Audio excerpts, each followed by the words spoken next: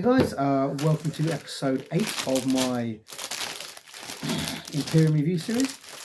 This episode we're going to be reviewing issue number 8, which is pretty nifty. I actually managed to get this one on time after a few missteps.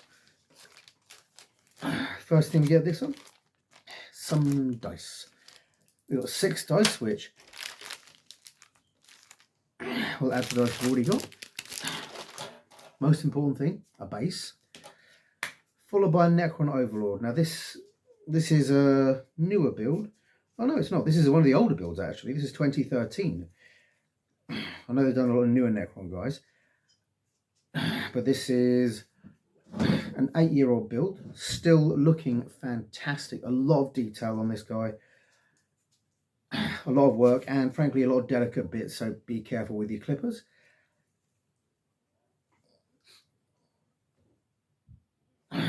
This is going to be competition at the end of the video for this dude. These guys are the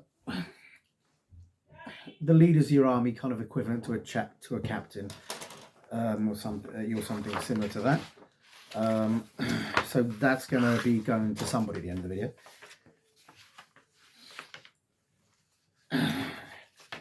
So stay tuned for that.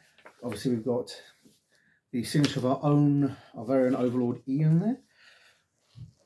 So that's cool. Next, we've got the description of the Overlord, a regal Necron tyrant, ancient and powerful, and often utterly insane. Overlords lead their relentless legions on campaigns of conquest. They are ambitious and power-hungry, committed to expanding the territories of their dynasty and restoring the former glory of the Necron race. So that's pretty cool. These guys are more intelligent and certainly vastly more self-aware than your average Necron warrior. And they are there to, wow, that is like one page. And they're there to command the armies in the absence of an actual named lord or the top dog of any particular dynasty. We've got the battle sheet there, and then after one page we're straight on to the how to build, which I won't go through that one. There's a simple, it's a single pose model, so it shouldn't be too bad. We're on to the how to paint. Basically cover your Overlord in Runelord Brass and Lead Belcher. They're using 2 metallics here, which will give you a nice effect. It's sometimes difficult to see the effects of the metallics when you're using 2 different ones, because they both have a lot of kind of white reflection initially, but when you put the washes over the top of that, it dulls down the actual kind of reflective properties of the metallic, and you start to really see the different colours. Also using blacks there, so that's all pretty standard and stuff you'll have gone through.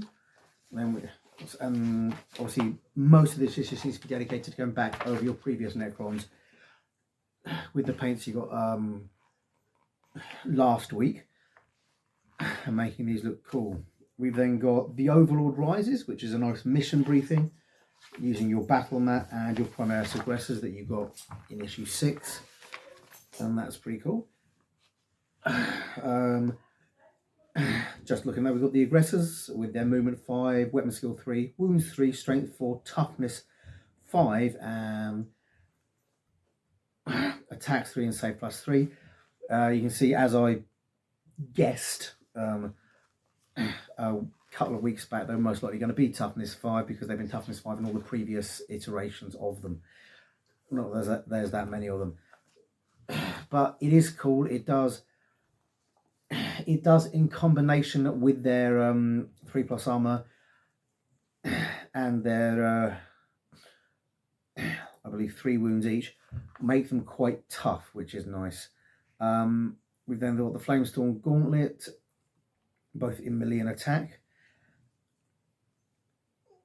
which is an effective little weapon.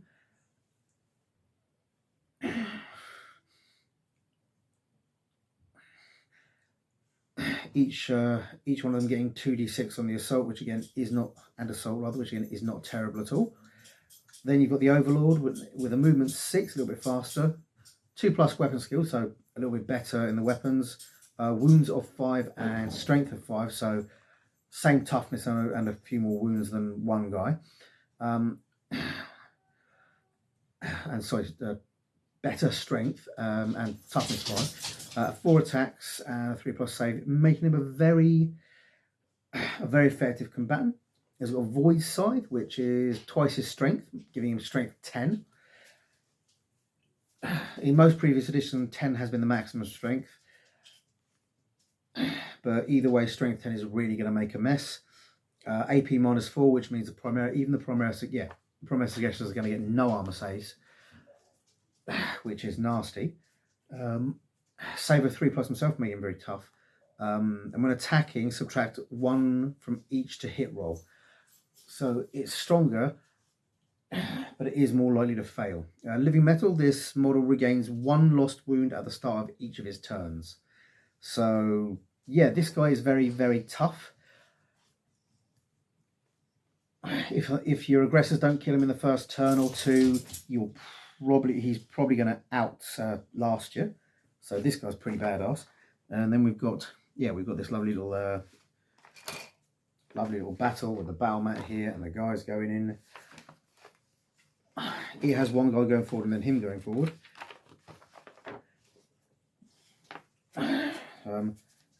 So that's pretty cool.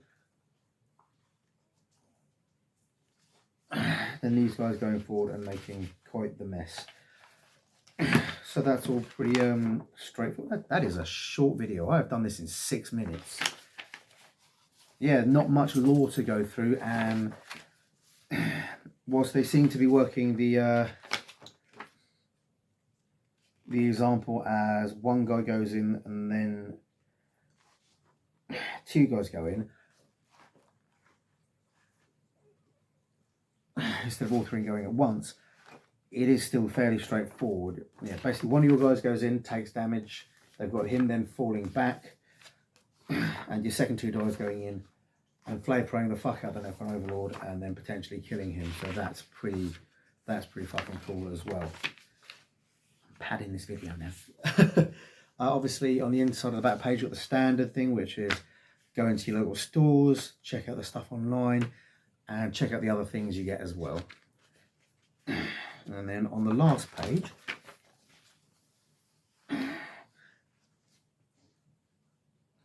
we have got issues 9 and 10, both of which are going to give you some warriors. Issue 9 giving you Necron warriors and scarabs, these guys. Issue 10 just giving you Necron warriors. You're also going to have a Space Marine chapter fold out and an action pack playthrough, as well as more Necron reinforcements.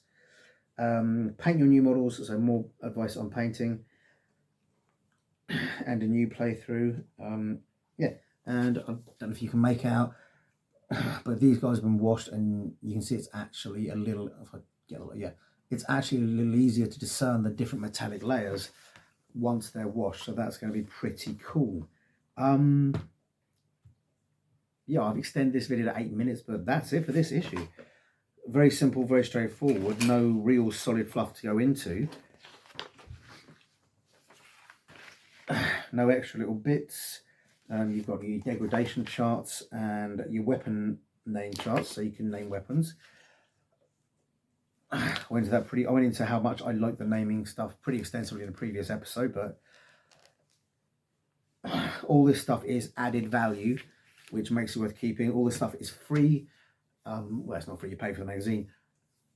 But once you've paid for these guys, this stuff is extra. And this guy by himself retails at $17.50, meaning at $8.99 or £9, you're saving $8.51 on this model. So you're saving almost 50% of the cost of this model by getting it via the magazine, which is pretty awesome.